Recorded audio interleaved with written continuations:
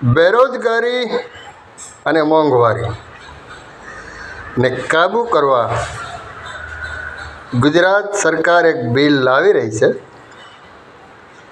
તમને એ જોઈ અને તાજુબ થશે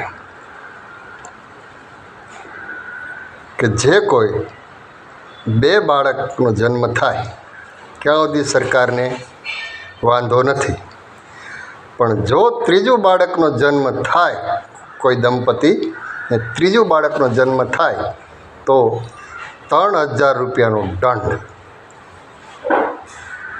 આવું એક બિલ સરકાર લાવવાની તૈયારીમાં છે. તો જાગી જાજો, તૈયાર રહેજો. જેને 3જું બાળકની ઉમ્મીદ હોય, 4થા બાળકની ઉમ્મીદ હોય, દંડ ભરવા તૈયાર રહેજો. ટૂંક સમયની અંદર જ બિલને અમલી જામા પહેરાઈ જાય.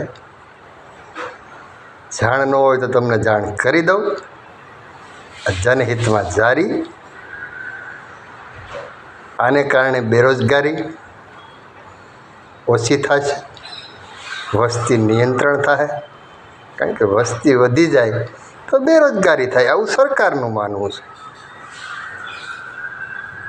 એટલે વસ્તી નિયંત્રણ કરી નાખે એટલે બેરોજગારી ઓછી થઈ જાય અને ગરીબી ઓછી થઈ જાય, આવું સરકારનું માનવું છે. જેથી કરી અને 3જું બાળક ઉપર પ્રતિબંધ મેળવવામાં આવે છે. અને જો 3જું બાળક કોઈને થાય તો 3000 રૂપિયો દંડ. જનહિતમાં જારી.